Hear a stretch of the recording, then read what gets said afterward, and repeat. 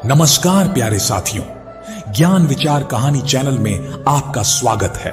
घर में खुशियों का माहौल बना हुआ था। सुमन रसोई से चम्मच चुराकर पारुल की बनाई खीर छकने की कोशिश में लगी थी।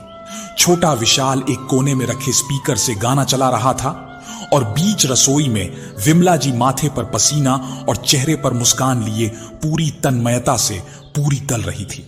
विमला पलटकर मुस्कुराते हुए बोली, सुमन इधर हाथ मत लगाना, सब कुछ तैयार हो गया है, बस तेरे पापा आ जाएं फिर शुरू करेंगे। पारुल धीरे से पास आकर बोली, मां पापा को फोन लगाया था, बोले थे बस निकल रहे हैं। हां बेटा। पारुल की आंखों में उस वक्त कुछ खास चमक थी। बचपन से देखे सपने जैसे किसी दहलीज पर खड़े थे। कॉलेज की पढ़ाई, खुद के फैसले, अपने लिए कुछ करने की आजादी, और आज का दिन तो बस उसी नए दौर का पहला पड़ाव था। रात के 8:30 हो चुके थे। विशाल गुब्बारों से खेलते हुए बोला, दीदी अब तो मोमबत्तियां जलाएंगे ना? पारुल हंसते हुए बोली, नहीं रे पगला, पापा आएंगे तो ही केक कटेगा, उनका इंतजार करना है। तभी दरवाजे पर जोर की दस्तक हुई। विमला जल्दी से अपने हाथ पहुंचते हुए बाहर निकली। दरवाजा खुला तो सामने उनकी पड़ोसी शर्मा जी खड़ी थीं, चेहरे पर अजीब सी गंभीरता। भाभी जी, निरंजन भाई का एक्सीडेंट हो गया है, अभी अभी खबर मिली है। क्या? कैसे? वो ऑफिस से जल्दी निकले थे, रास्ते में ट्रक से टकरा गए, अभी अस्पताल ले गए हैं, अब जल्दी चलिए। विमला ने कुछ नहीं कहा, बस चप्पल पहनते हुए पारुल को आवाज दी, पारुल मैं अस्पताल जा रही हूं, सबका ध्यान रखना। उसने सुमन और विशाल को पास बुलाया और तुरंत मां के पीछे पीछे चल पड़ी। कुछ घंटे बाद अस्पताल में निरंजन बाबू स्ट्रेचर पर थे। शरीर खून से सना हुआ था, चेहरा पहचान में नहीं आ रहा था। डॉक्टर की एक टीम बाहर खड़ी थी। इनका एक्सीडेंट बहुत गंभीर था। सिर और रीढ़ की हड्डी पर गहरी चोट आई है, लकवे का खतरा है, अगले कुछ घंटे बेहद महत्वपूर्ण हैं। विमला ने कुछ भी नहीं कहा, बस एक तक अपने पति को देखती रही, जिनकी आंखें अब स्थिर थीं, लेकिन शायद सब कुछ समझ रही थीं। पारुल की आंखों से आंसू बहते जा रहे थे। मां, यह सब क्यों हमारे साथ हो रहा है? पता नहीं बेटा, लेकिन अब संभालना हमें ही है। अब हम तीनों को ताकत बनना होगा। निरंजन बाबू के लिए एक लकवाग्रस्त जिंदगी की शुरुआत हो चुकी थी। अब वे बोल भी बहुत मुश्किल से पाते थे। हिलना डुलना तो दूर की बात थी, घर का माहौल अचानक एकदम बदल गया था। जिस घर में कुछ दिन पहले मिठाई, संगीत और उत्साह था, अब वहां सन्नाटा था, खामोशी थी और एक पहाड़ जैसा बोझ था, जिंदगी का बोझ। तीनों भाई बहन अपने अपने हिस्से का बचपन छोड़कर बड़े हो गए। अब वो पहले जैसी चहल पहल वाली जिंदगी नहीं रही थी। ना वो पापा की आवाजें थीं, ना वह सबके साथ एक वक्त पर बैठकर खाना खाने की रिवायतें। अब हर कोई जैसे अपने हिस्से की सुबह लेकर निकल जाता और अपनी अपनी थकान लेकर रात को लौटता था। लेकिन फिर भी जिंदगी रुकी नहीं थी। उसने अपनी रफ्तार बदल ली थी, धीमी पर सधी हुई। आज पूरे 1 साल बाद सुबह के 7 बजे विमला जी विशाल के स्कूल यूनिफॉर्म पर इस्त्री करते हुए आवाज लगाती हैं, पारुल, सुमन जरा जल्दी करो बेटा, मुझे भी पार्लर के लिए निकलना है। पारुल बालों में क्लच लगाते हुए जल्दी जल्दी किताबें बैग में डाल रही थी। सुमन रसोई में मां की मदद कर रही थी। अब उसने अपने कॉलेज के लिए 2 रोटियां और सब्जी टिफिन में बांधी।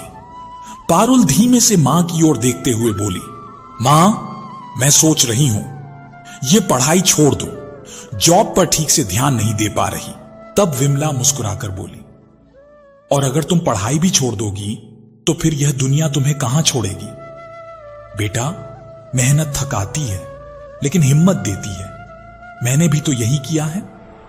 विमला का छोटा ब्यूटी पार्लर, गलियों में बनी एक छोटी सी दुकान, लेकिन अंदर सजावट इतनी प्यारी कि हर महिला एक बार मुस्कुराए बिना न जाए।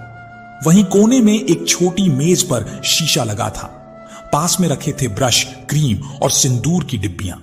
कभी कभी ब्यूटी पार्लर से ज्यादा यह जगह एक सहेली का अड्डा लगती। विमला दीदी, आप तो हाथों से जादू करती हैं, बाल कटवाने आई थी और गम भूल कर जा रही हूं। विमला हंसते हुए बोली, अगर घर में 3 बच्चे संभाल सकती हूं तो 4 क्रीम और 2 ब्लशर क्या चीज है।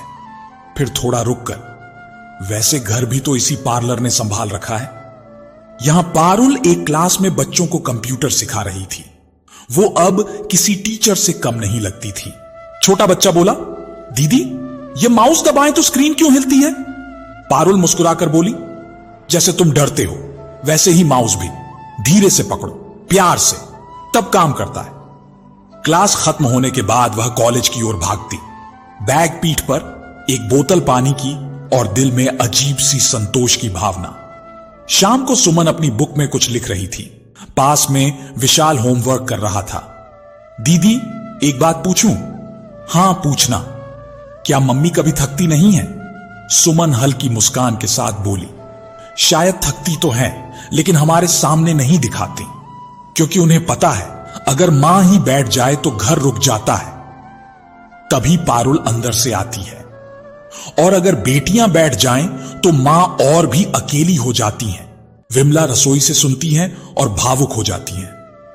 नहीं बेटा, अब मैं अकेली नहीं हूं, अब तुम दोनों मेरे साथ हो, मेरी हिम्मत हो, और विशाल मेरी उम्मीद।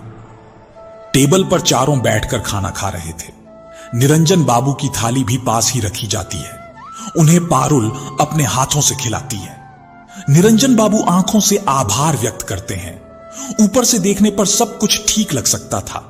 एक मां अपने बच्चों के लिए मेहनत कर रही है, एक औरत अपने पति की सेवा कर रही है, एक परिवार अपनी सीमित दुनिया में आगे बढ़ने की कोशिश कर रहा है। लेकिन जो आंखें सिर्फ बाहर से दिखती हैं, वे कभी इस घर के अंदर का तूफान नहीं समझ सकती। सुबह के 10:30 पर पार्लर के बाहर विमला दुकान की शटर उठाते हुए जरा रुकी। सांस थोड़ी थमी हुई थी। उसने पीछे मुड़कर देखा। एक अधेड़ उम्र का आदमी वहीं गली की नुक्कड़ पर खड़ा था, ऐसे जैसे रोज ही आता हो।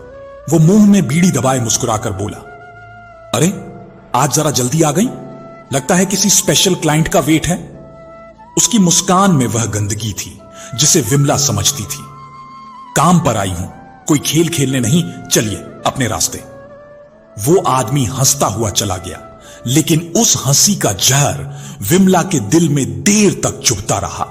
पार्लर के अंदर आईने में अपना चेहरा देखते हुए विमला ने खुद से कहा, क्या सच में मैं अब एक ऐसी औरत हूं जिसे देखकर कोई भी कुछ कह सकता है? कुछ कहते हैं यह औरत बहुत तेज है, अब देखो ना, पार्लर से इतना कमाती है कि पूरा घर चला रही है, कोई तो बात है। घर पर शाम का समय था। पारुल कॉलेज से लौटी थी। उसने थका हुआ चेहरा लिए मां से पूछा, मां तुम ठीक हो? आंखें लाल क्यों हैं? विमला मुस्कुराते हुए बोली, अरे नहीं बेटा, जरा थक गई थी बस। सुबह से 2 दुल्हनों का मेकअप किया और फिर वहीं सब झाड़ पोंछ। सुमन टीवी बंद करते हुए बोली, मां तुम अकेली क्यों सब कर रही हो? कुछ काम मुझे दे दो ना। नहीं बेटा, तुम पढ़ाई पर ध्यान दो, तुम्हारा ही भविष्य मेरी सबसे बड़ी कमाई है। रात के वक्त विमला पति के पास बैठी हुई थी। उन्हें धीरे धीरे चम्मच से खाना खिला रही थी। अब बच्चे सो चुके थे। घर की लाइटें मंद थीं। विमला बालकनी में बैठी थी। हल्की सी हवा चल रही थी, लेकिन मन के भीतर तूफान था। पारुल धीरे से पीछे आकर बोली, मां सोई नहीं? विमला हैरान होकर बोली, अरे बेटा तू? मां मुझे सब दिखता है। आप बाहर से मजबूत दिखती हैं, लेकिन अंदर से हर रोज एक जंग लड़ती है। बस एक बात कहूं? हां बेटा, अब आप अकेली नहीं हैं मां, हम तीनों आपके साथ हैं, विशाल, सुमन और मैं। अब यह लड़ाई सिर्फ आपकी नहीं है, हमारी भी है। विमला के होठों पर एक थकी हुई लेकिन सच्ची मुस्कान आ जाती है। उसने पारुल का सिर सहलाया। अगली सुबह पारुल कॉलेज जाने की तैयारी में थी। सुमन दोपहर की शिफ्ट के लिए यूनिफॉर्म प्रेस कर रही थी और विमला रसोई में खड़ी चाय बना रही थी। तभी विशाल ने पानी का गिलास भरकर धीरे से आकर रसोई की स्लैब पर रखा। मां, नाश्ते के साथ पापा को दवा भी देनी है ना? हां बेटा, तू याद रखता है सब, मैं तो अभी सोच ही रही थी। हां, और पापा को मीठी चाय पसंद है, कम दूध वाली। विमला हंसते हुए बोली, तू मेरा बेटा है या मेरा बाबूजी? इतना सब कैसे याद रखता है तू? पता नहीं मां, बस अच्छा लगता है जब आप थोड़ा मुस्कुराती हो। जब आप थक जाती हो ना, तब मुझे अच्छा नहीं लगता। विमला की आंखें एक पल को भर आईं। उसने चाय में शक्कर डालते हुए विशाल को गले से लगा लिया। निरंजन बाबू खाट पर लेटे हुए थे। उनका चेहरा हमेशा की तरह शांत हो, लेकिन थोड़ा उदास। विशाल एक तौलिया लेकर आया। उनके हाथ पैर धीरे धीरे पोंछने लगा, फिर पैरों की उंगलियां हल्के हल्के दबाने लगा, जैसे कोई अनुभवी व्यक्ति कर रहा हो। दोपहर में जब विमला पार्लर चली गई थी, सुमन अपने कॉलेज पर और पारुल काम पर थी। विशाल घर पर था। छोटा स्टूल खींचकर सिंक के पास चढ़ा। एक एक प्लेट को साबुन लगाकर पानी से धोते हुए गुनगुनाने लगा, मेरे पापा सबसे प्यारे, सबसे अच्छे हैं। तभी पीछे से पड़ोसन सुनीता आई, जो अक्सर ताना देती थी। अरे विशाल, ये क्या कर रहा है तू? बर्तन मांज रहा है, लड़का होकर भी? हां आंटी, मां कहती हैं घर सबका होता है, काम भी सबका होना चाहिए। वाह रे, देखो जरा कितनी बड़ी बातें करता है। बड़ी बातें नहीं आंटी, मां को थकान होती है इसलिए करता हूं, और पापा को अकेलापन भी नहीं अच्छा लगता। सुनीता चुप हो गई। उसने पहली बार एक छोटे बच्चे की आंखों में एक गहराई देखी जो उसे असहज कर गई। शाम को सुमन और पारुल घर लौटी। विशाल, ये बर्तन किसने धो दिए हैं? मैंने। मां को थोड़ी राहत मिलेगी। अरे छोटू, तू तो हमसे भी बड़ा बन गया है। धीरे धीरे समय गुजरता गया। आज पारुल की आंखों में एक अलग ही चमक थी। वह हर रोज की तरह सादा कपड़ों में, सिंपल छोटी और आंखों में जिम्मेदारियों का बोझ लिए कॉलेज आई थी, लेकिन आज उसकी चाल में एक हल्की सी रवानगी थी। दीदी, आज तो बहुत खुश लग रही हो। कॉलेज जाने से पहले 3 बार आईना देख चुकी हो। पारुल हंसते हुए हल्की शर्म के साथ बोली, अरे नहीं, ऐसे ही। वैसे भी आज का लेक्चर मेरे फेवरेट प्रोफेसर का है, शायद इसीलिए। लेकिन अंदर ही अंदर पारुल जानती थी कि उसकी मुस्कान का कारण कुछ और है, कोई और है। लेक्चर के बाद पारुल अपनी किताबें समेट रही थी, तभी विराट पास आया। वही शांत, सुलझा हुआ, हल्की सी मुस्कान और आत्मविश्वास से भरा चेहरा। पारुल, आज का लेक्चर बहुत अच्छा था ना? वैसे तुम्हारे नोट्स हमेशा टॉप क्लास होते हैं, क्या मैं ले सकता हूं? पारुल हिचकिचाते हुए बोली, हां ले लो, पर टाइम पर वापस करना, मुझे भी रिवीजन करना है। वादा रहा, नोट्स भी वापस दूंगा और एक कॉफी भी, आज शाम कैंटीन में। देखती हूं अगर काम जल्दी निपटा तो। शाम को कैंटीन में पारुल और विराट आमने सामने बैठे थे। चारों ओर शोर था, लेकिन उनके बीच एक खास खामोशी जिसमें शब्दों की जरूरत नहीं थी। पारुल, तुम बहुत अलग हो, बाकी लड़कियों की तरह नहीं। तुम्हारी आंखों में दर्द है, पर वही आंखें सपने भी दिखाती हैं। पारुल धीरे से बोली, सपनों की कीमत तब समझ आती है जब उन्हें अकेले देखना पड़े और पूरे परिवार की जिम्मेदारी उठाते हुए उन सपनों को भूलना भी पड़ता है। पारुल, तुम्हें पता है, अगर तुम्हारे डर को भरोसा चाहिए तो मैं हूं। मैं हर उस पल तुम्हारे साथ रहूंगा जब तुम्हें लगे कि तुम अकेली हो। पारुल की आंखें भर आईं। वह लड़की जो अब तक सिर्फ अपनी मां की पीठ सहलाकर, अपने पिता की देखभाल कर, भाई की चिंता में खुद को भूल चुकी थी, उसे आज पहली बार किसी ने उसकी भावनाओं को बिना कहे समझ लिया था। रात को घर के आंगन में पारुल चारपाई पर लेटी थी। सुमन अभी तक नहीं लौटी थी और मां भी पार्लर से थक कर आराम कर रही थी। विशाल पास आकर लेट गया। दीदी, तुम आज बहुत खुश लग रही हो। पारुल हंसते हुए बोली, ऐसे ही विशाल, आज कॉलेज में सब अच्छा रहा। क्या तुम्हें कोई अच्छा दोस्त मिल गया?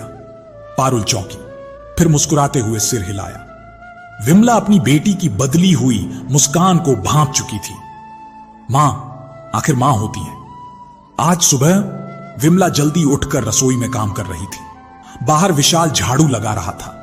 पारुल और सुमन अभी सो रही थी। तभी मोबाइल की हल्की सी घंटी बजी।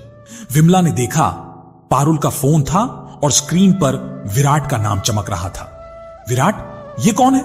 रोज इसी का फोन आता है। क्या रिश्ता है इसका मेरी पारुल से? उन्होंने फोन उठाकर देखा, मिस कॉल था। उनके माथे पर चिंताओं की लकीरें उभर आईं। थोड़ी देर बाद किचन में पारुल नींद से उठकर मां के पास आई। मां, मैं पराठे बना लूं? आप बैठो थोड़ी देर, थक गई होंगी आप। पहले ये बता, विराट कौन है? पारुल एकदम चौंक गई। उसकी आंखें मां की आंखों से टकरा न सकी। वो कॉलेज में है मां, अच्छा लड़का है, बस दोस्ती है, विमला तेज स्वर में बोली। झूठ मत बोल पारुल, रोज फोन करता है। दोस्ती के नाम पर यह सब नहीं होता।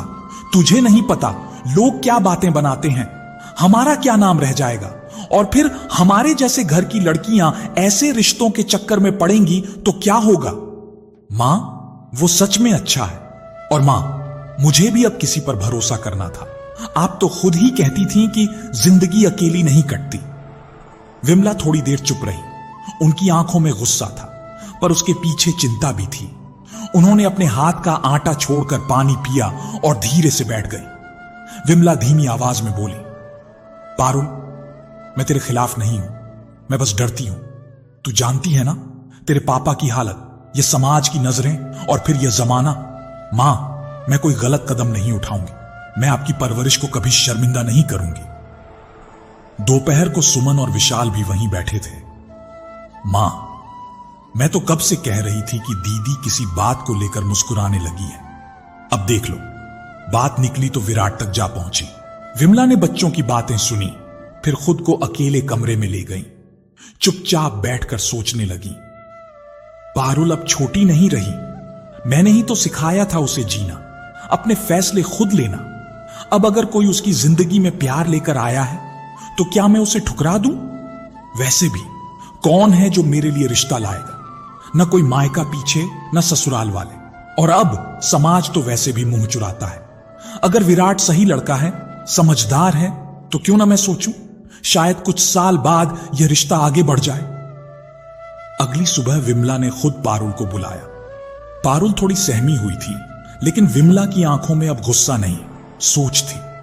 विमला थोड़ा नरम लहजे में बोली, पारुल, विराट से मिलवाना एक बार।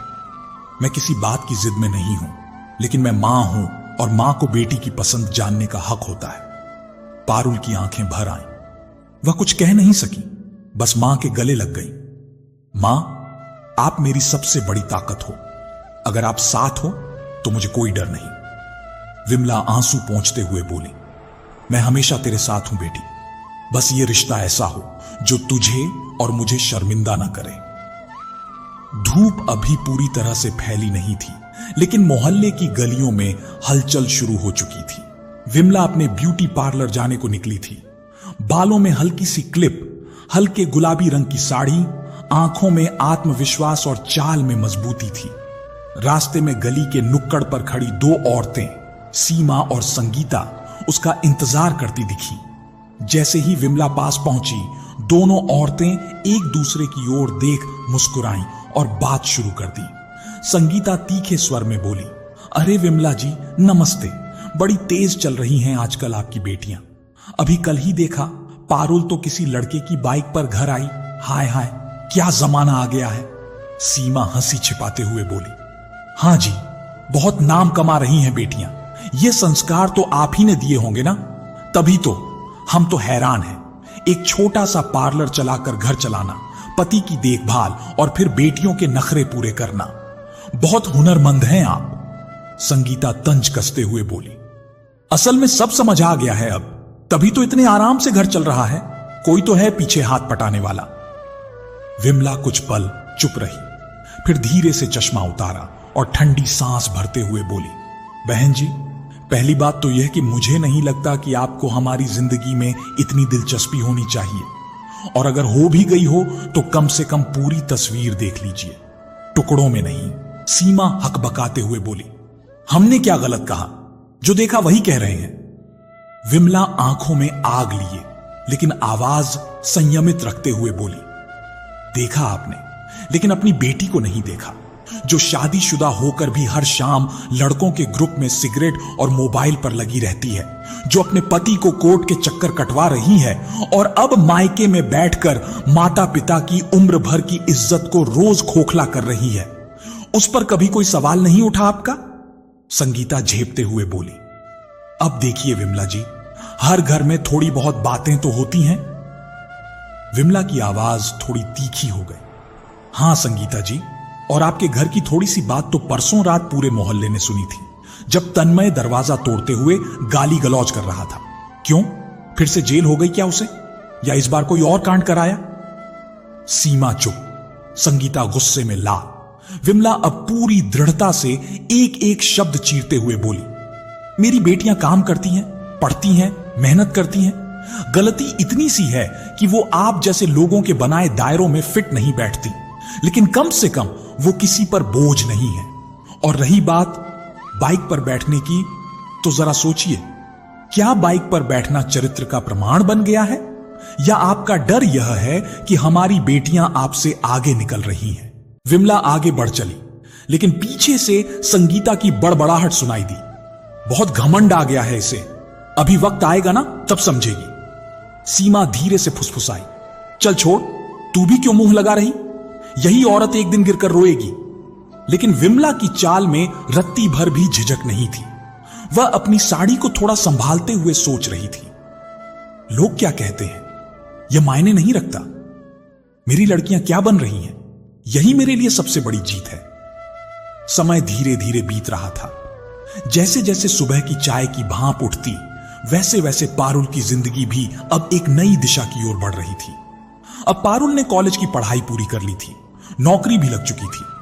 शहर के एक प्रतिष्ठित ऑफिस में सुबह 9 बजे निकलती, शाम को 8 बजे लौटती।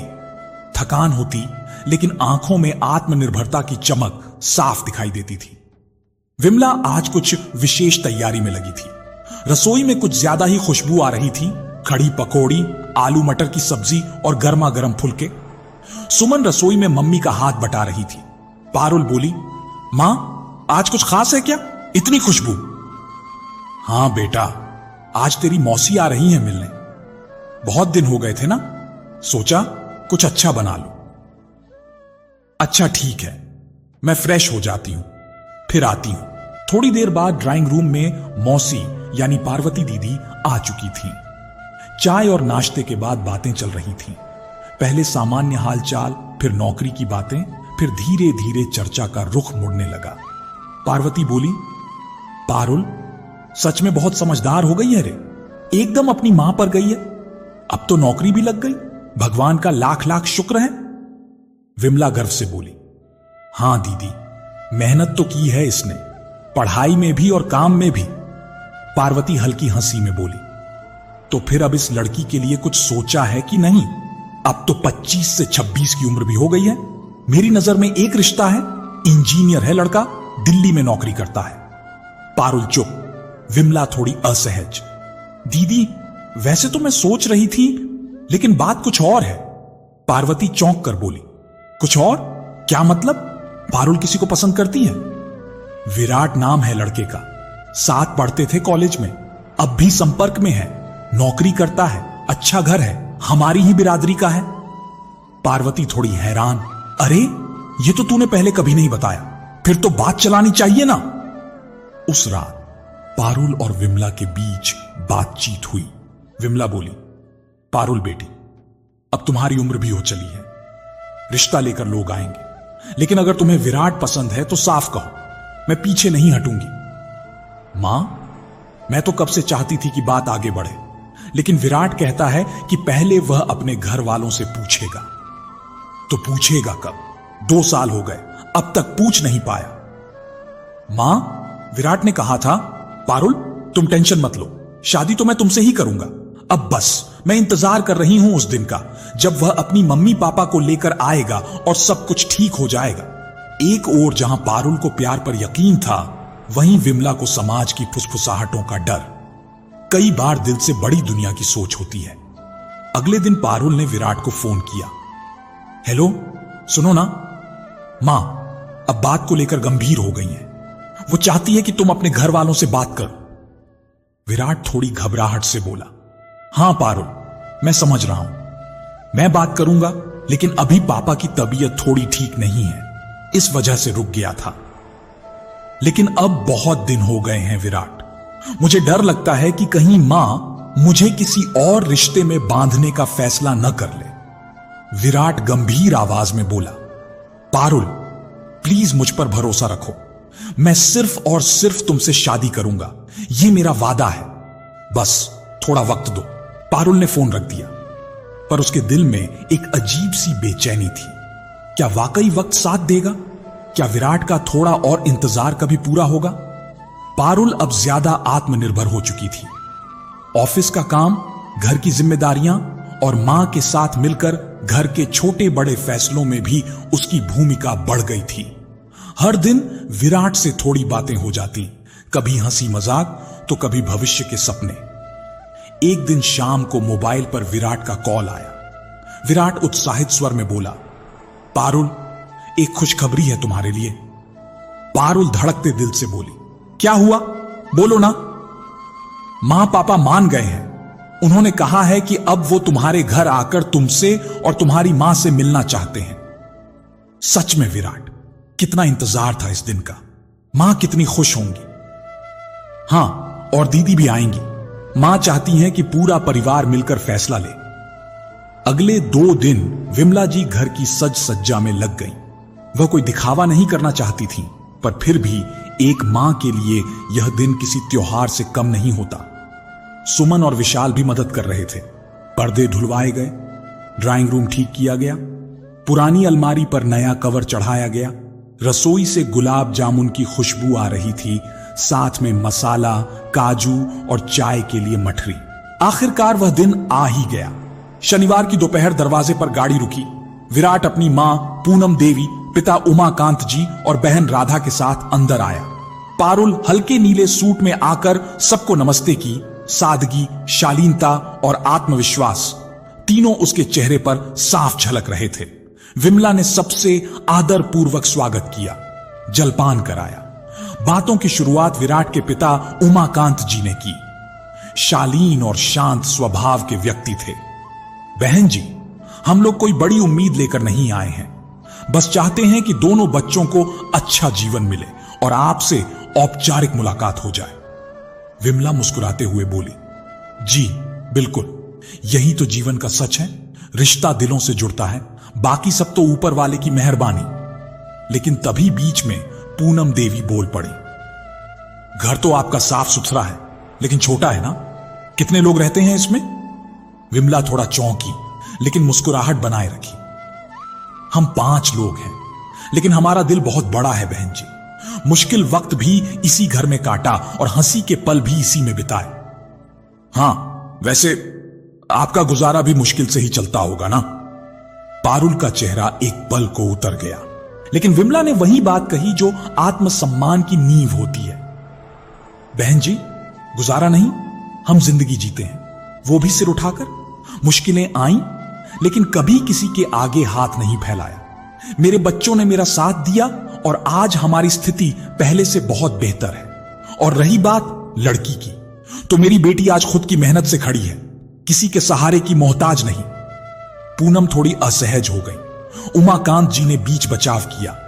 विमला जी शांति से बोली, नहीं, बात साफ होनी चाहिए ताकि कल को कोई भ्रम न रहे। थोड़ी देर बाद बात तय हो गई। दोनों परिवारों ने यह सहमति बनाई कि सगाई सादे ढंग से सिर्फ घर के लोगों की उपस्थिति में ही की जाएगी। विमला को यह बात थोड़ी अजीब लगी। मन में सोचने लगी, सगाई कोई चोरी छिपे करने की चीज तो नहीं? फिर ऐसा क्यों? क्या इन्हें शर्म है हमसे रिश्ता जोड़ने में? लेकिन फिर उन्होंने पारुल के चेहरे की चमक देखी, जो इस रिश्ते को अपने जीवन का सपना मान रही थी। सुमन धीरे से मां से बोली, मां, तुम परेशान मत हो, हम सब तुम्हारे साथ हैं और पारुल को खुश देखना ही सबसे बड़ी बात है। विमला ने एक लंबी सांस ली और मन में सोच लिया, चाहे जैसा भी हो, यह रिश्ता अब मेरी बेटी की खुशी से जुड़ा है। मैं अब पीछे नहीं हटूंगी। देखते ही देखते वह दिन आ ही गया जिसकी कल्पना पारुल और विमला जी न जाने कितनी बार कर चुकी थी। सगाई का दिन, साधारण, सादगी भरा, लेकिन दिल को छू जाने वाला सुबह का समय। विमला जी रसोई में खड़ी थी, माथे पर पसीना लेकिन चेहरे पर मुस्कान। आज मेरी बेटी की सगाई है, वह भी विराट से, जिससे वह सच्चा प्यार करती है और जो उसे समझता है। सुमन भी पूरे जोश में तैयारियों में लगी हुई थी। तू तो मेरी परछाई बन गई है रे, सब कुछ देख समझ रही है? सुमन मुस्कुरा दी, लेकिन उसकी आंखों में हल्की सी चिंता थी, पारुल की जिंदगी के नए मोड़ को लेकर। शाम के 4 बजे ड्राइंग रूम में कुछ गद्दे बैठक सजाए गए थे। बीच में छोटा सा टेबल रखा था। कोई भीड़ भाड़ नहीं थी, ना बैंडबाजी, ना पंडाल, ना ज्यादा रिश्तेदार। बस दोनों परिवार, कुछ करीबी और एक छोटी सी मिठास भरी तैयारी। विराट हल्के रंग की शेरवानी में आया था और पारुल ने गुलाबी रंग का सिंपल सूट पहना था। उसकी आंखों में संकोच भी था और चमक भी। सबके सामने बिना किसी शोर के विराट ने आगे बढ़कर पारुल को अंगूठी पहनाई। भीड़ तो नहीं थी, पर उन कुछ लोगों की तालियों और मुस्कुराहटों ने माहौल में अपनापन घोल दिया। फिर पारुल ने भी कांपते हाथों से विराट की उंगली में अंगूठी पहनाई। पूनम देवी थोड़ी सजी संवरी बैठी थी, चुपचाप और मुस्कान बनावटी थी। सगाई के बाद मिठाइयां बांटी गईं। विमला ने पूरे मोहल्ले में घर घर जाकर मिठाई भिजवाई। गुलाब जामुन, बेसन के लड्डू। पड़ोस की एक महिला बाहर मिठाई लेते हुए विमला दी। बहुत खुशी हुई। पारुल तो हमारी आंखों के सामने बड़ी हुई है। आज सगाई कर दिया आपने। ईश्वर सब सुख दे उसे। बस दुआ देना दीदी, पारुल को वो ससुराल मिले जहां उसे सम्मान और प्यार दोनों मिले। सुमन सारा दिन मां के साथ लगी रही थी, लेकिन उसके मन में भी कई भावनाएं उथल पुथल कर रही थीं। रात को जब सब सो चुके थे, विमला आंगन में खाट पर बैठी थी। चांदनी बिखरी थी और उनके चेहरे पर संतोष की थकान। तभी सुमन पास आकर बैठ गई। मां, तुम्हें कैसा लग रहा है आज? लग रहा है जैसे मेरे सिर पर से पारुल की थोड़ी चिंता उतर गई है। अब यह लड़की अपने जीवन के अगले पड़ाव पर बढ़ रही है। और हां, अब तेरी भी पढ़ाई पूरी हो गई है ना। अब तू भी अपने सपनों को पकड़। बस तू भी अब उड़ान भर। सुमन थोड़ा मुस्कुराते हुए, इंटरव्यू में सिलेक्शन हो गया तो समझो नौकरी पक्की। कल ही बात हुई थी। विमला आश्चर्य से, अरे वाह, लेकिन तूने बताया क्यों नहीं? वो आज पारुल दी की सगाई थी, इसलिए। इन लड़कियों ने मुझे जीने की वजह दी है। जो बिटियां कभी मेरे आंचल में छुप जाया करती थीं, आज अपने पंख फैला रही हैं। ठंडों की शुरुआत थी। सुबह की धूप आंगन में थोड़ी देर टिकती थी, लेकिन विमला जी की माथे की लकीरें अब हर मौसम से गहरी होती जा रही थीं। सगाई के बाद माहौल थोड़ा हल्का एक जरूर हुआ था, पर शादी की छोटी बड़ी तैयारियों ने फिर से जिंदगी की उलझनों को थाम लिया था। एक सुबह विमला जी रसोई में बैठी पुराने डिब्बों से कुछ नोट और सिक्के गिन रही थी। कुछ टूटे गुल्लक के, पुराने संदूक और संदूक के तहों में छिपा इमरजेंसी पैसा बाहर आ चुका था। विमला अपने आप से बड़बड़ाते हुए, हे भगवान, सगाई तो जैसे तैसे हो गई, लेकिन शादी की तो बात ही और है। दहेज तो नहीं देना है, लेकिन बिटिया को खाली हाथ भी थोड़े भेज दूंगी। मां, तुम फिर से वही पैसे गिन रही हो? कुछ दिन तो चैन से बैठो, अभी समय है ना। विमला थके स्वर में, समय है, लेकिन खर्च भी तो उतने ही हैं बेटा। कपड़े, बर्तन, बिस्तर, जेवर और वो बक्सा जो हम मां बेटियों के नाम का सपना होता है। मां, अब जमाना बदल गया है। पारुल दी से विराट ने भी कभी कुछ मांगा है क्या? विमला थोड़ी तलखी से, लड़का नहीं मांगता, लेकिन समाज तो देखता है ना। और फिर ससुराल में अगर लड़की के पास कुछ ना हो तो हर चीज दाने में बदल जाती है। उसी दोपहर विमला जी ने बड़ा फैसला लिया। गांव की जो जमीन एक कोना भर खेत का था, उसे बेचने का निश्चय किया। वह जानती थी, अगर आज हाथ नहीं लगाया तो धीरे धीरे जेठ देवरों का उस पर दावा बन ही जाएगा। गांव को फोन लगाया, बड़े भैया से बात की। भैया, वो जरा उस खेत वाली जमीन का बंटवारा दिखा देना, मैं अपनी हिस्सेदारी बेचकर कुछ काम की चीजें कर लूं। भैया हिचकते हुए बोले, बेच दोगी तो पीछे अफसोस होगा। गांव की जमीन आखिरी सहारा होती है, और बेटी की शादी मेरे जीवन की आखिरी जिम्मेदारी है। मुझे अफसोस नहीं होगा भैया, बस आप बंटवारा ठीक से करवा दीजिए। कुछ ही महीनों में जमीन बिक गई और विमला के पास थोड़ा पैसा आ गया। कोई बहुत बड़ी रकम नहीं, पर विमला ने राहत की सांस ली।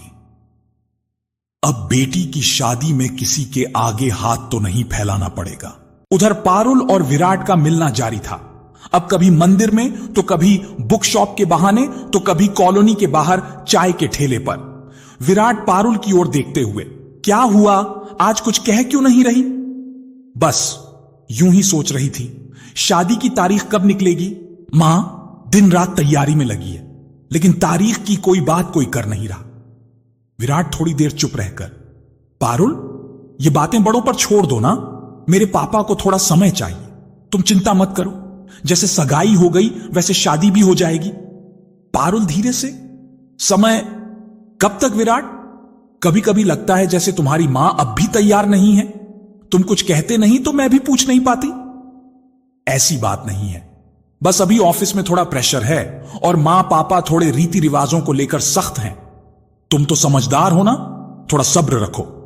पारुल हल्की मुस्कान के साथ, सब्र ही तो कर रही हूं विराट, बस कभी कभी दिल बेचैन हो उठता है क्योंकि मां ने मेरी खुशियों में सब कुछ दांव पर लगा दिया है। विराट ने उसका हाथ थामा। मैं तुम्हें कभी निराश नहीं करूंगा पारुल, बस थोड़ा वक्त दो। लेकिन पारुल जानती थी कभी कभी थोड़ा वक्त बहुत लंबा हो जाता है और वक्त के साथ बहुत कुछ बदल भी सकता है। सुबह का वक्त था। पारुल रसोई में मां की मदद कर रही थी। चाय उबल रही थी, आटा गूंद रही थी, सब कुछ जैसे रोज की तरह था। लेकिन तभी दरवाजे की घंटी बजी। सुमन हॉल से आवाज लगाती है, दीदी देखो कौन आया, लगता है कोई तुम्हारे लिए है, इतनी सुबह कौन आया होगा? पारुल ने हाथ पोंछे और दरवाजा खोला और सामने विराट खड़ा था। हल्की मुस्कान ली, कंधे पर बैग, आंखों में एक अलग सी चमक। पारुल चकित होकर, विराट तुम? आज तो कोई मिलने की बात नहीं हुई थी, सब ठीक तो है? सब ठीक है, सब ठीक है, बस एक जरूरी बात करने आया हूं, सोचा सामने से कह दूं। पारुल थोड़ा घबराते हुए, क्या बात है विराट? विराट को अंदर बुलाया गया। विमला जी आंगन में बैठी थीं। उन्होंने भी मुस्कुराकर नमस्ते कहा। आओ बेटा बैठो, बड़ी सुबह सुबह आए हो, सब ठीक है ना? जी आंटी सब ठीक है, बस एक जरूरी अपडेट है, मुझे ऑफिस की तरफ से 6 महीने के लिए मुंबई भेजा जा रहा है। पारुल चुप हो गई। आंखें विराट पर टिक गईं। सुमन हंसकर, वाह जीजा जी, मुंबई, फिर तो अब हमारी दीदी का मूड रोज खराब रहेगा। पारुल मुस्कुराकर, ऐसी कोई बात नहीं, अच्छा ही है, काम में तरक्की मिलेगी। पारुल मैं जानता हूं तुम क्या सोच रही हो, लेकिन देखो यह टेम्परेरी पोस्टिंग है, 6 महीने में लौट आऊंगा और रोज बात करूंगा तुमसे, वादा। पारुल बोली, मुझे तुमसे नहीं, उस समय से डर लगता है जो बीच में आ जाएगा। कभी कभी लगता है कुछ बदल ना जाए। थोड़ी देर बाद विराट ने उठते हुए कहा, मुझे निकलना होगा, ट्रेन दोपहर की है। ठीक है, खुश रहो और ध्यान रखना अपना। विराट ने एक क्षण को उसे देखा, फिर पीछे मुड़े बिना वह बाहर चला गया। पारुल दरवाजे पर खड़ी रही, उसके कदमों की आवाज सुनती रही जब तक वह धुंधला ना हो गया। अब हर शाम का नियम बन गया था। विराट का फोन, क्या खाया पारुल? आज मां ने क्या पकाया? तू ठीक है ना? और पारुल के जवाब हर बार उतने ही सधे हुए, लेकिन हर जवाब में एक इंतजार का तार जुड़ा होता। लेकिन पारुल के मन में कहीं एक डर बैठ चुका था। क्या वाकई सब वैसा ही रहेगा जैसा वादा किया गया था? समय धीरे धीरे सरक रहा था। मुंबई गए हुए विराट को 10 दिन पूरे हो चुके थे। हर रोज एक निश्चित समय पर विराट का फोन आता था, कभी हंसी, कभी मीठी शिकायतें, कभी अपने दिन भर की बातें। तुम्हारी आवाज सुनकर अब दिन पूरा लगता है, वरना सब अधूरा सा लगता है। विराट हंसते हुए, बस अब 6 महीने बाद लौट कर आता हूं, फिर सब कुछ पूरा करेंगे तुम्हारे साथ। लेकिन फिर 11वां दिन आया। पारुल ने शाम को फोन लगाया, स्विच ऑफ। वो मुस्कुराई, शायद नेटवर्क नहीं होगा या चार्ज खत्म हो गया होगा। लेकिन 12वां दिन, 13वां, 14वां, हर दिन फोन बंद। अब पारुल की पेशानी पर सिकने उभरने लगी। इतना भी क्या बिजी हो सकता है कोई? कम से कम एक मैसेज तो। उसने बार बार कॉल किया, व्हाट्सएप देखा, लास्ट सीन 10 दिन पहले, कोई अपडेट नहीं, कोई जवाब नहीं। अब 6 दिन और हो गए थे। पारुल की बेचैनी बढ़ती जा रही थी। विमला जी और सुमन ने कुछ नहीं कहा, लेकिन मन ही मन एक भय ने उन्हें जकड़ लिया था। आखिरकार उसने विराट की बहन का नंबर निकाला। एक बार कॉल किया, काट दिया गया, फिर दोबारा किया। इस बार हेलो। उस पार विराट की बहन थी, लेकिन कुछ ही पल बाद, क्या बेहूदगी है यह? किसी और की आवाज तेज, कटु, तीखी। पारुल के कानों में झंझनाहट सी हुई। देखो लड़की, हमारे बेटे का पीछा छोड़ दो। हमें कोई रिश्ता नहीं करना तुम लोगों से। वो जो भी सगाई वगैरह हुई है वह भूल जाओ। हमने अपने बेटे की शादी कहीं और तय कर दी है, और हां, वो तुम्हें दिल से निकाल चुका है। अब तुम भी निकाल दो तो तुम्हारा ही भला होगा, और आगे से हमारे घर पर कोई फोन मत करना। फोन कट गया। पारुल की आंखें फटी की फटी रह गईं। उसके हाथों से मोबाइल नीचे गिरते गिरते बचा। चेहरे से जैसे सारा खून उतर गया हो। यह क्या हुआ अभी? यह विराट की मां थी। उसके कानों में हर शब्द गूंज रहा था, हर वाक्य एक चाबुक जैसा लग रहा था। उसे अब समझ में आने लगा था, विराट का झूठ, उसकी चुप्पी, उसकी गैर मौजूदगी, अब सब एक साफ तस्वीर की तरह सामने था। लेकिन तभी फिर फोन बजा, उसी नंबर से। पारुल ने कांपते हाथों से फोन उठाया। हेलो। विराट की बहन थी। आवाज बेहद धीमी, शर्मसार। प्लीज माफ कर दीजिए, मम्मी की बातों का बुरा मत मानिए, पर सच्चाई यही है कि विराट अब तुमसे शादी नहीं करना चाहते। पारुल चुप रही। उन्होंने आपकी कोई बात नहीं की, उन्होंने मम्मी की बात मान ली है। अब हम सब जानते हैं आपने भैया को कितना चाहा है, पर अब आगे आपको और दुख ना हो, इसलिए कह रही हूं, उन्हें भूल जाइए। और हां, माफी चाहती हूं। फोन कट गया। दरअसल बात यह थी कि विराट की मां कभी भी पारुल को अपने घर की बहू बनाने वाली ही नहीं थी।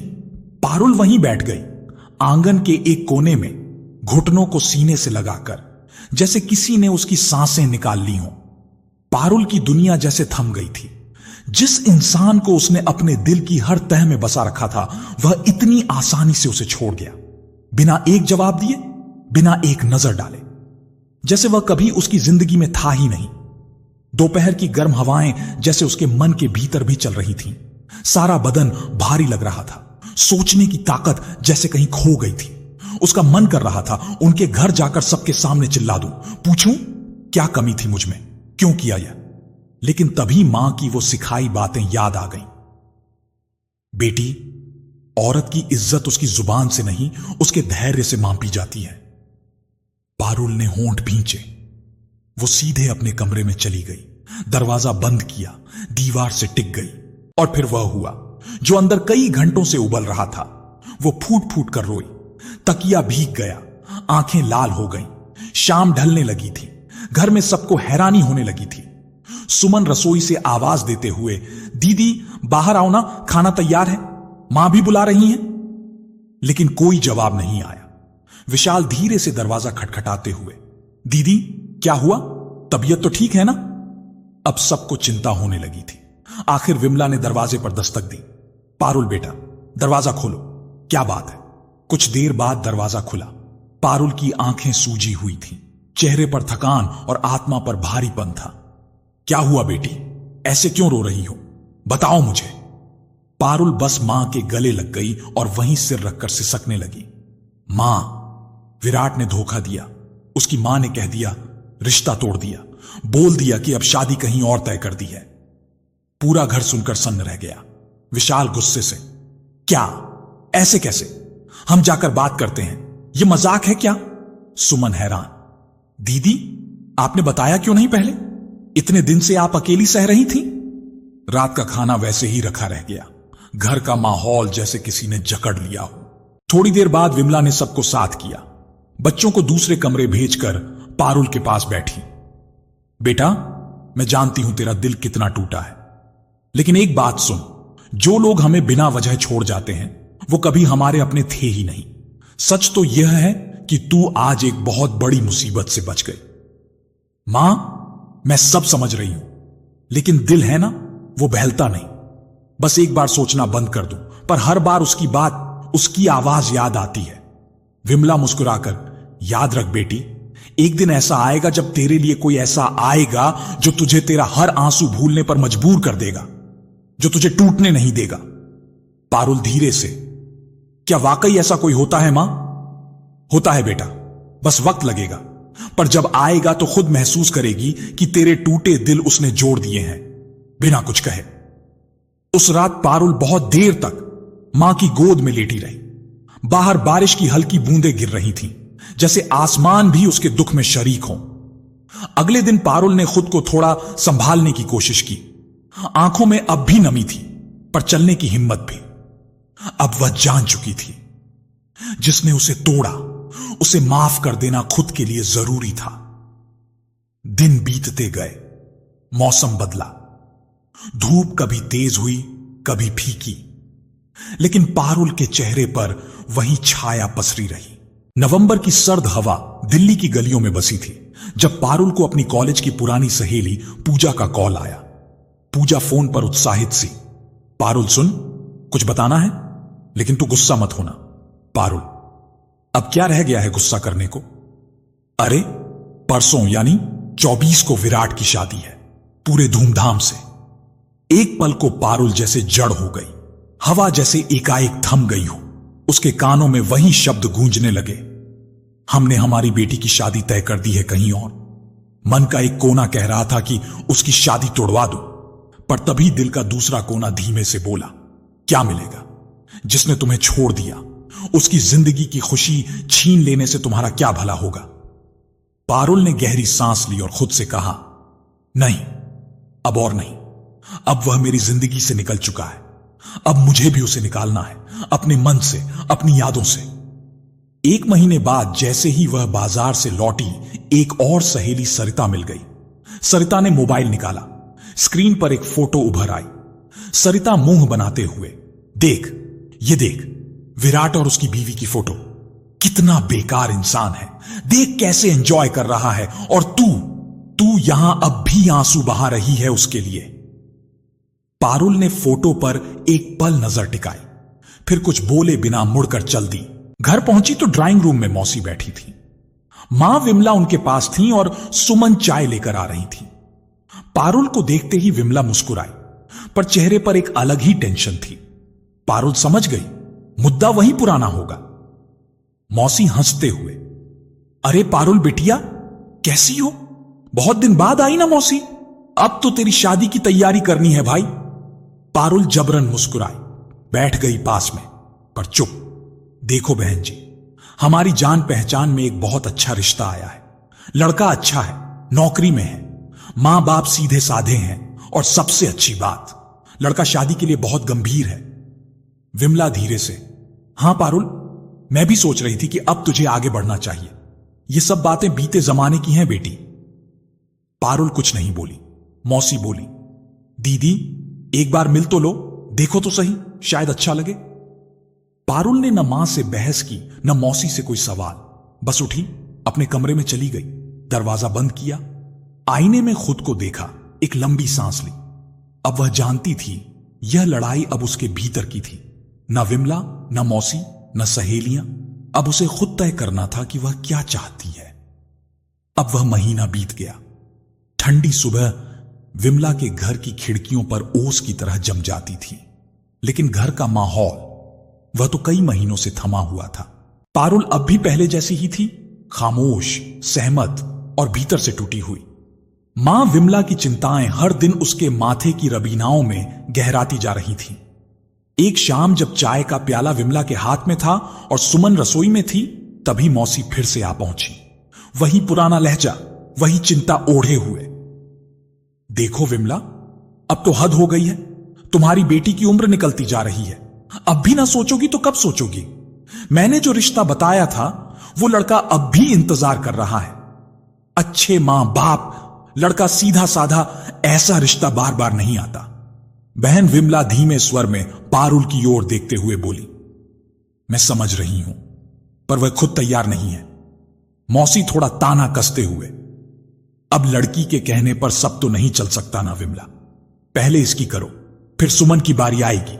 अब सुमन भी छोटी बच्ची नहीं रही। कमरे में कुछ देर सन्नाटा पसर गया। पारुल चुपचाप उठकर अंदर चली गई। रात को जब खाना खा लिया गया और सब अपने कमरों में जाने लगी, तभी पारुल ने अपनी मां को रोक लिया। मां, बात करनी है। विमला थोड़ी सकपका कर बोली, क्या बात है बेटी? मैंने पहले भी कहा था और अब भी कह रही हूं, मैं शादी नहीं करूंगी। बेटा, पर क्यों? कुछ तो बता, कोई तो कारण।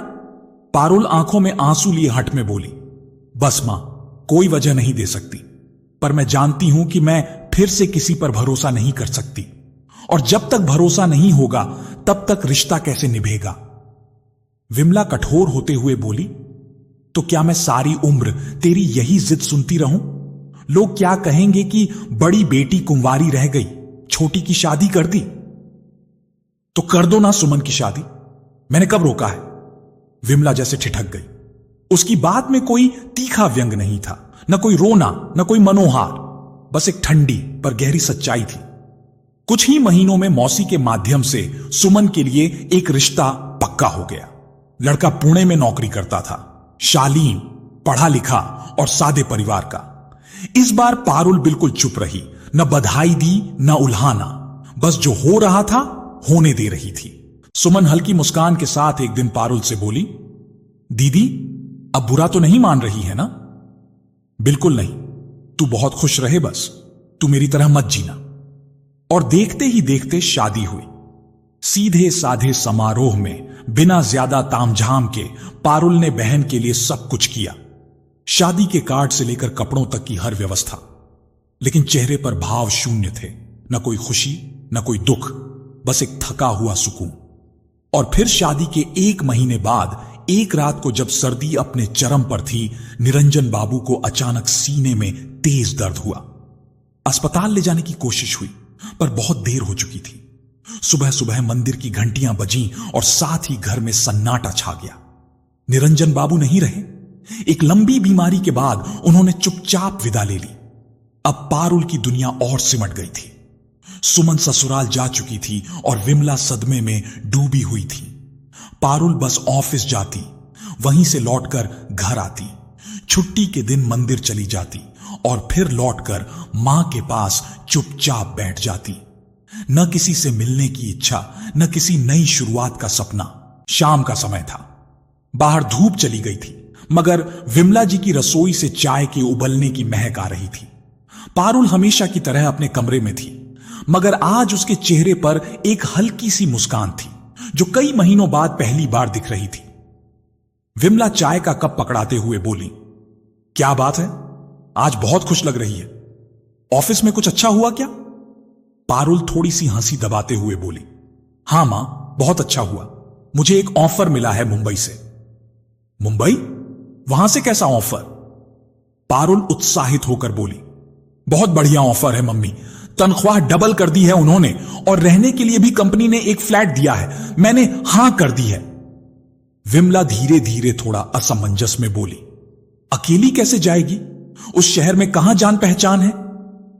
पारुल धीरे से मां के हाथ पकड़ते हुए बोली, मां, अकेली क्यों जाऊंगी?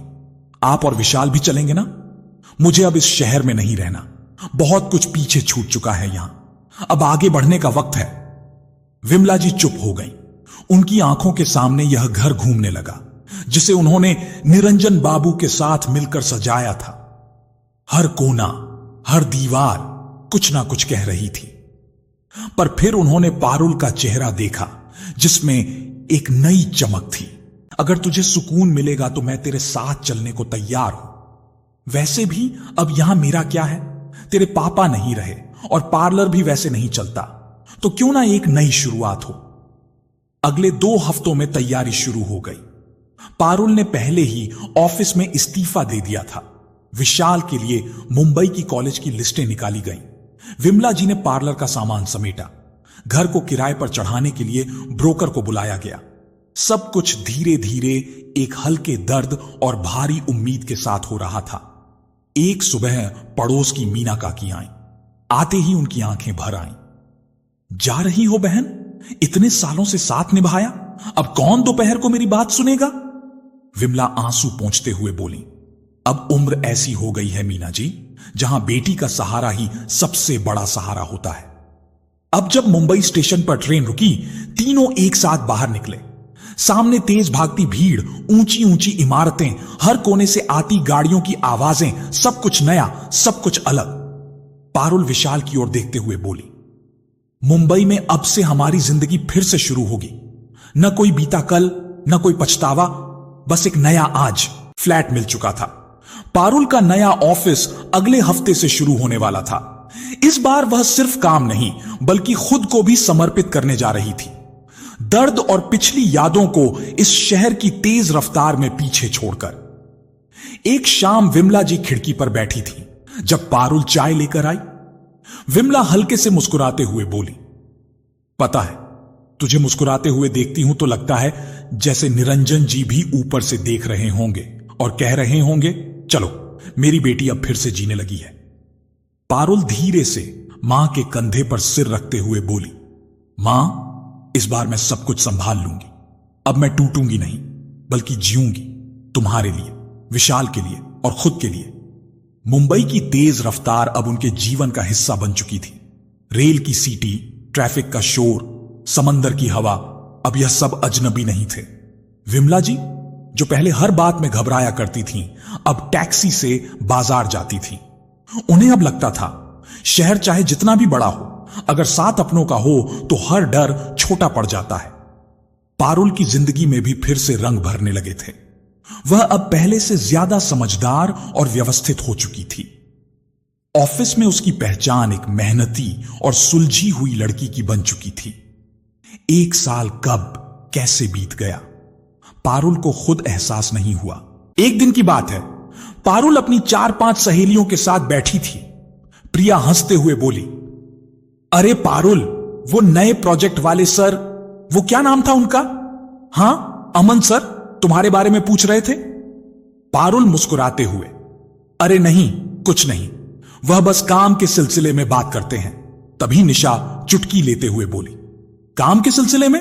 हां हां, हमें सब पता है। जब जब वो आते हैं तुम्हारा चेहरा गुलाबी हो जाता है। सभी हंसने लगी। वातावरण में एक हल्की गर्मजोशी भर गई। तभी अचानक दरवाजे की ओर से एक सख्त आवाज गूंजी, ये ऑफिस है, चाय की दुकान नहीं। सभी की नजरें घूमी। दरवाजे पर अमन सर खड़े थे, वही प्रोजेक्ट हेड।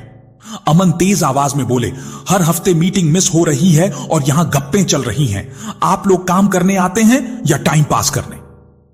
पूरा कमरा सन हो गया। सभी की हंसी एक झटके में थम गई। पारुल चुपचाप अपनी फाइल उठाकर जाने लगी, लेकिन अमन की नजर उस पर पड़ी और वह थोड़ी देर के लिए रुक गए। फिर उन्होंने धीरे से कहा, माफ कीजिए, टोन जरा कड़क हो गई, पर आप लोग समझदार हैं, उम्मीद करता हूं समय की कीमत समझेंगे। बाहर आते हुए निशा ने धीरे से पारुल के कान में फुसफुसाया, लगता है किसी को गुस्सा भी तुम्हें देखकर आता है और माफी भी। पारुल थोड़ी मुस्कुराहट दबाते हुए बोली, ऐसी कोई बात नहीं, बस अमन सर प्रोफेशनल हैं। शाम को जब पारुल घर पहुंची तो देखा विमला जी खिड़की के पास बैठी कुछ फॉर्म भर रही थी। विमला बिना सिर उठाए बोली, कैसा रहा आज ऑफिस? पर उस रात पारुल की आंखों में नींद नहीं थी। उसके जहन में बार बार अमन का चेहरा घूम रहा था। उनकी आंखों की वह झलक जो क्षण भर के लिए सख्ती से अलग कुछ और ही कह रही थी। शायद कुछ अपनापन, या शायद बस एक भरम। मुंबई की वह शाम कुछ अलग थी। बारिश जैसे हर दीवार को भिगो रही थी। हर सड़क, हर मोड़ जैसे भीगकर कुछ कहने की कोशिश कर रही थी। ऑफिस से निकलते वक्त पारुल की नजरें आसमान पर टिक गई थी। बादल अब भी थमने का नाम नहीं ले रहे थे। नीचे उतरते उतरते घड़ी में रात के 9 बज चुके थे। हर रोज की तरह वह नजदीकी स्टेशन की ओर पैदल निकल पड़ी। रास्ता सुनसान था, सड़क पर पानी भर चुका था। हर आता जाता वाहन पानी की छींटें उड़ाता और फिर आंखों से ओझल हो जाता।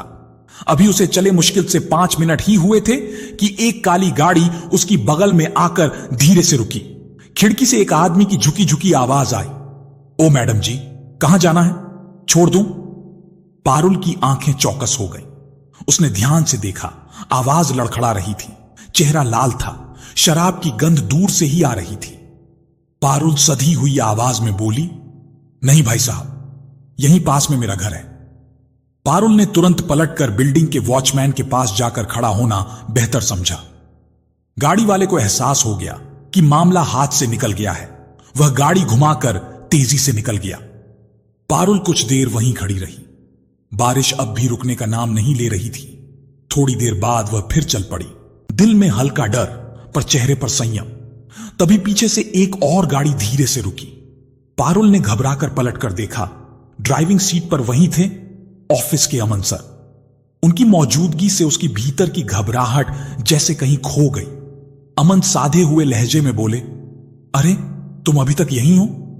जी सर, कोई रिक्शा नहीं मिल रहा था, बारिश बहुत तेज है। अच्छा, कहां जाना है? पारुल संकोच से बोली, सर अगर आप स्टेशन तक छोड़ दें तो अच्छा। बैठो। कार का माहौल भीतर से सर्द और सलीन था। कोई हल्का म्यूजिक भी नहीं, सिर्फ बारिश की बूंदों की आवाज और गाड़ी की रफ्तार। कुछ पल खामोशी में गुजर गए। फिर अमन ने बात शुरू की, तुम हमेशा अपने काम में बहुत शांत दिखती हो, न कभी शिकायत न कोई बकवाद। इतनी समझदारी कहां से आई? पारुल धीरे धीरे बोली, बस जिंदगी ने सिखा दिया है सर। अमन थोड़ा रुक कर बोले, तुम्हारे घर में कौन कौन है? मां और छोटा भाई है, पापा अब दुनिया में नहीं है। Oh sorry. पारुल थोड़ा मुस्कुराकर बोली, कोई बात नहीं सर, अब आदत हो गई है। एक वक्त तक लगा कि हम टूट जाएंगे, लेकिन अब लगता है हम किसी और चीज में ढल गए हैं। अमन ने कुछ नहीं कहा, बस एक हल्की सी नजर उसकी ओर डाली, जैसे किसी किताब का वह पन्ना देख रहा हो जिसे पढ़कर कुछ समझ भी आता है और कुछ छूट भी जाता है। स्टेशन के पास गाड़ी रुक गई।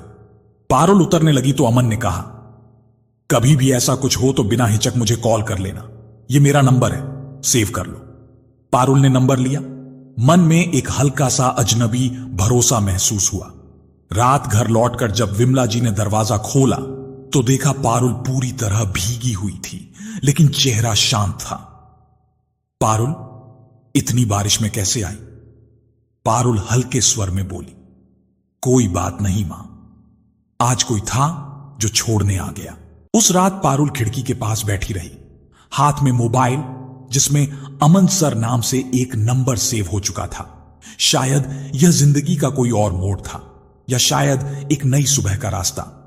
मुंबई की भीड़भाड़ भरी जिंदगी में जब कुछ पल ठहरने लगे तो उन पलों में अमन और पारुल के बीच एक अजीब सी खामोशी पलने लगी थी, जिसमें कुछ अनकहे एहसास थे, कुछ रुकते ठिठकते जज्बात और बहुत कुछ जो कहना भी मुश्किल था। ऑफिस की वही पुरानी बिल्डिंग, वही डैश, वही लोग, लेकिन अब माहौल कुछ बदला बदला सा लगता। अब अमन सर के चेहरे पर पहले जैसी तलखी नहीं थी। जहां कभी वह छोटी छोटी बात पर फट पड़ते थे, अब वहीं किसी की गलती पर मुस्कुराकर कह देते, कोई बात नहीं, अगली बार ध्यान रखना। एक दिन कॉफी ब्रेक में पारुल ने रबीना से पूछा, रबीना, तुझे नहीं लगता अब सर कुछ बदल गए हैं? बिल्कुल। पहले जहां उनकी आवाज सुनकर कपकपी छूटती थी, अब लगता है जैसे कोई और ही इंसान है। पारुल संकोच में बोली, क्यों? किस वजह से ऐसा बदलाव आया होगा? रबीना ने आंख मारकर कहा, तू जानती नहीं, शायद कोई खास वजह है। पारुल बस मुस्कुरा दी, लेकिन उस मुस्कान में कई उलझनें थीं। अब ऐसा होने लगा था कि जब भी अमन आते, उनकी नजरें सबसे पहले पारुल को ढूंढती, और जब नजरें मिलती तो एक पल के लिए दोनों ही थोड़ा थम जाते। अमन एक दिन चुपचाप पास आकर, पारुल, 1 मिनट मिल सकती हो? जी सर, बोलिए। अमन हल्के लहजे में, एक फॉर्मल इवेंट है कंपनी की तरफ से, तुम चाहो तो चल सकती हो, सब जा रहे हैं। सर, मैं सोच कर बताती हूं। पारुल के मन में उथल पुथल मची थी। उसे समझ नहीं आ रहा था कि जिस इंसान से वह कुछ महीने पहले डरती थी, अब उसकी आंखों में उसे अपनापन क्यों नजर आने लगा है। वो जानती थी कि उसकी हैसियत क्या है, मैं कहां और वो कहां। उसने मन ही मन खुद को समझाया, लेकिन दिल तो दिल होता है, हर हिसाब किताब से परे। दूसरी ओर अमन भी अपने हिस्से के सवालों से जूझ रहा था। वो पारुल को देखकर खुद को नहीं रोक पाता। उसकी सादगी, उसकी समझदारी, उसकी आंखों में छिपी संघर्ष की कहानी अमन के मन को धीरे धीरे बांध रही थी। अमन का घर, जिसमें वह अपनी दादी के साथ रहता था। दादी जी बुजुर्ग थीं, लेकिन बहुत ही सहज और समझदार। एक शाम जब अमन देर से घर पहुंचा तो दादी ने पूछ ही लिया, कौन है वह लड़की? अमन चौंकते हुए, कौन? दादी प्यारी सी मुस्कान के साथ, जिसका नाम लिए बिना भी तेरी हर बात में अब वो घुल जाती है। अमन चुप हो गया। बेटा, अगर दिल में कुछ है तो कब तक दबा कर रखेगा? जो रिश्ता मन को सुकून दे, उसे पहचान लेना चाहिए। अमन ने पहली बार पारुल के बारे में खुलकर सोचा। उसका अतीत, उसका वर्तमान और शायद उसका भविष्य भी। उधर पारुल भी अपनी मां से धीरे धीरे बातें करने लगी थी। बेटी, अब तो खुश लगती है, दिल से, सच्ची मुस्कान वाली। पारुल धीरे से, मां, लोग कभी कभी जिंदगी में ऐसे मिल जाते हैं जो बिना कुछ कहे बहुत कुछ समझ जाते हैं। बेटी, सोच समझ कर, दिल टूट जाए ये मंजूर नहीं मुझे। मां, मैं कुछ नहीं चाहती, सिर्फ सम्मान और सच्चा अपनापन। अगर वह है तो बाकी सब बाद में देखा जाएगा। अब यह रिश्ता शब्दों से आगे नजरों की भाषा में ढलने लगा था। हर मुलाकात के बाद दोनों के भीतर कुछ और जुड़ने लगता, पर अभी भी कोई कदम नहीं बढ़ा था। कुछ डर, कुछ झिझक, कुछ सोचे जो दोनों को ही रोक रही थीं। हर शाम जब अमन काम से लौटता तो उसकी आंखों में एक अलग ही चमक होती। मुस्कान जरा और गहरी हो गई थी और बातों में कहीं ना कहीं एक लड़की का जिक्र आ ही जाता, चाहे वह नाम लेकर हो या यूं ही इशारे में। एक दिन रात को दादी ने जैसे ही टीवी का वॉल्यूम कम किया, अमन ने खुद ही पास बैठकर बात शुरू कर दी। दादी, आपसे एक बात करनी है। तो फिर यूं कसमसा क्यों रहा है? बोल दे बेटा, दादी तुझसे कुछ छिपाएगी नहीं। दादी, मुझे पारुल अच्छी लगती है, सीधी सादी मेहनती लड़की है। दादी गहराई से, अच्छी लगती है मतलब? अमन संकोच के साथ, मतलब अगर मां होती तो उनसे उसकी बात करता, शायद उसे अपने जीवन में साथ चाहता हूं। दादी कुछ देर चुप रही, उनकी आंखें उसे पढ़ने की कोशिश कर रही थीं। फिर दादी ने उसके हाथ पर हाथ रख दिया। मैं कब से तुझ में यह बदलाव देख रही थी। पहले तू किसी लड़की की तरफ देखता भी नहीं था, अब तू हर बात में उसी का जिक्र करता है। अमन मुस्कुरा दिया, जैसे मन हल्का हो गया हो। अब सुन, यह मौका मैं हाथ से जाने नहीं दूंगी। मैं खुद उस लड़की के घर जाऊंगी, जानूंगी कौन है वो, किस मिट्टी की बनी है। उधर पारुल का घर। एक सामान्य दिन, विमला जी ने भिंडी की सब्जी बनाते हुए पारुल से कहा, बेटी दूध ले आना 1 लीटर। तभी दरवाजे पर बेल बजी। विशाल सोफे से उड़ते हुए, मैं देखता हूं। दरवाजा खुला, सामने एक बूढ़ी गरिमामयी महिला खड़ी थी, साड़ी में, हाथ में एक छोटा सा बैग, चेहरे पर एक अजीब अपनापन। बेटा, यह पारुल का घर है? जी हां, लेकिन आप? दादी मुस्कुराकर, मैं अमन की दादी हूं, वो जो पारुल के ऑफिस में है। ऐसे ही पारुल के बारे में बहुत सुना है, सो मिलने की इच्छा हुई। विमला और पारुल दोनों थोड़ी चौंक गई। पारुल आदरपूर्वक, अंदर आइए ना दादी जी। दादी बैठी। उनका आत्मीय व्यवहार, बातों का लहजा इतना सहज था कि पहली हिचकिचाहट कुछ ही देर में पिघल गई। आप जैसे बड़े घर की औरत क्यों सीधे मिलने आ गई? थोड़ा अजीब तो लगा हमें। बेटी, बड़े छोटे कुछ नहीं होते, रिश्ते दिल से बनते हैं। जब कोई दिल से अच्छा लगे तो उसके दरवाजे तक आना भी पड़ता है। पारुल सिर झुकाकर, मैं समझ नहीं पाई। तू समझेगी वक्त आने पर, फिलहाल तो यह चाय बहुत बढ़िया बनी है। विमला हल्के संकोच में, दादी जी आपका नंबर दे दीजिए, अगर कभी जरूरत पड़ी तो हम बात कर सकेंगे। नंबर देने मैं नहीं आई बेटी, नंबर मांगने आई हूं तेरा। सिर झुकाए बैठी रही पारुल। उसके दिल में कुछ और भी गहराने लगा था, कोई उम्मीद, कोई डर, लेकिन साथ में एक सुकून भी। दादी ने जाते जाते कहा, मैं फिर आऊंगी, इस बार चाय नहीं, कुछ और तय करने। और वह चली गई, लेकिन पीछे छोड़ गई एक हलचल जो अब पूरे घर में महसूस की जा सकती थी। बरसातें आई गईं, पारुल रोज ऑफिस जाती, दादी कभी कभार आती। अमन का चेहरा अब खुलने लगा था, उसके हाव भाव में अब एक सुकून था, एक उद्देश्य था। 3 महीने बीत चुके थे। इन 3 महीनों में दादी कुल 4 बार पारुल के घर आ चुकी थी।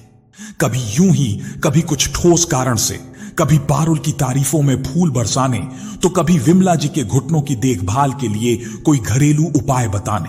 विमला हंसते हुए, दादी जी अब तो आप बिना बुलाए मेहमान नहीं, घर की बड़ी बन गई हैं।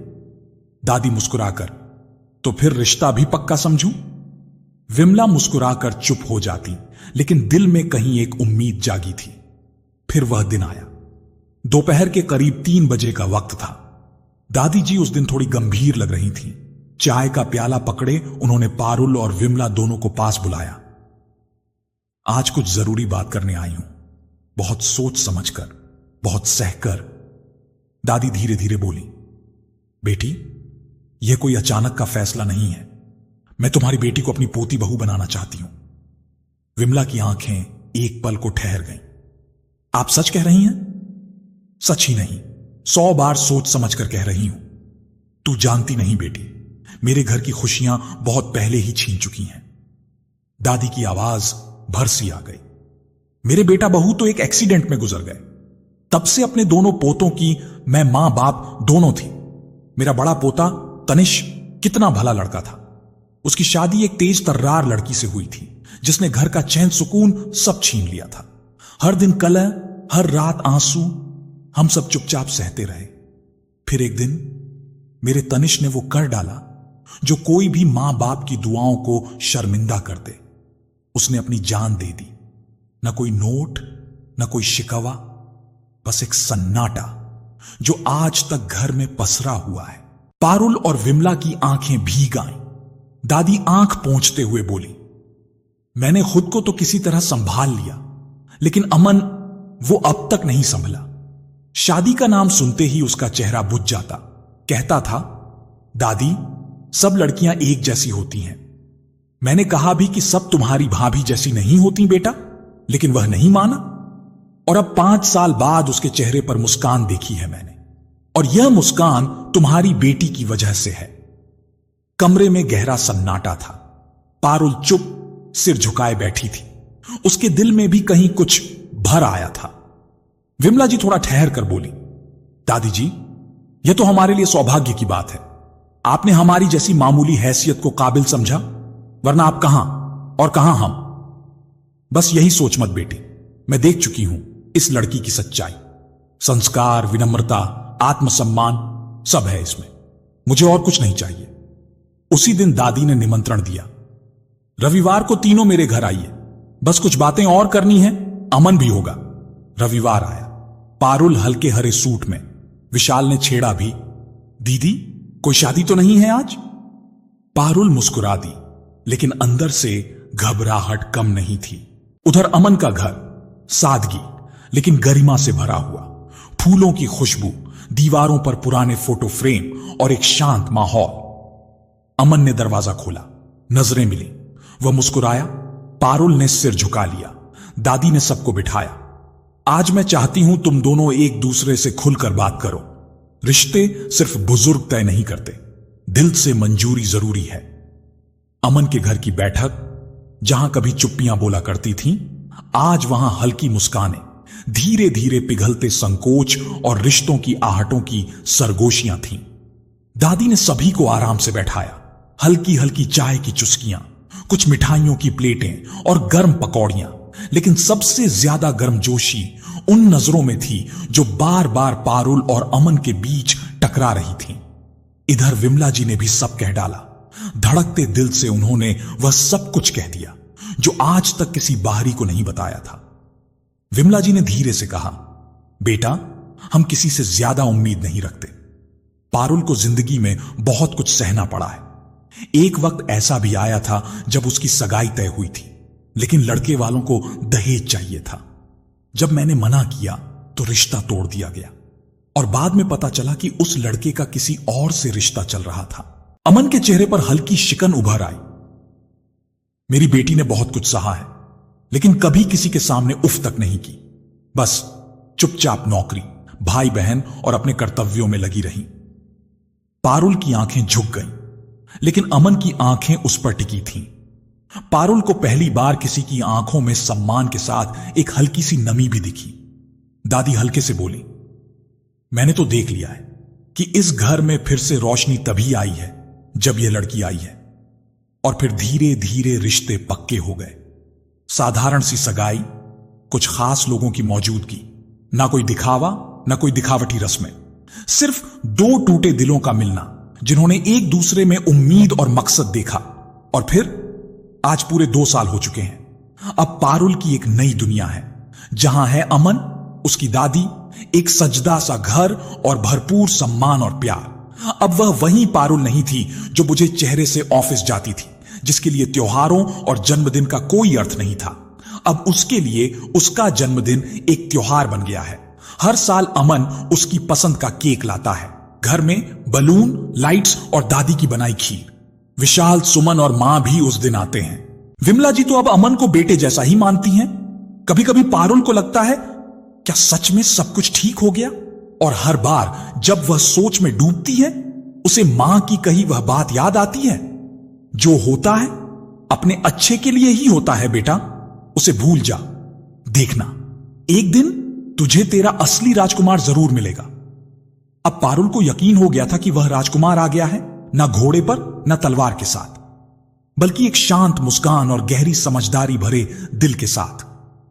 प्यारे साथियों, इस पूरी कहानी से हमें यह सीख मिलती है कि जीवन में भरोसा, संयम और धैर्य सबसे बड़ी शक्तियां हैं। पारुल ने अपने जीवन में कई कठिनाइयां देखी, प्रेम में धोखा, अपनों की दूरी और अपने मन की उलझने, लेकिन उसने कभी अपने आत्मसम्मान और अपने मूल्यों को नहीं छोड़ा। यही चीज उसे मानसिक और भावनात्मक मजबूती देती है।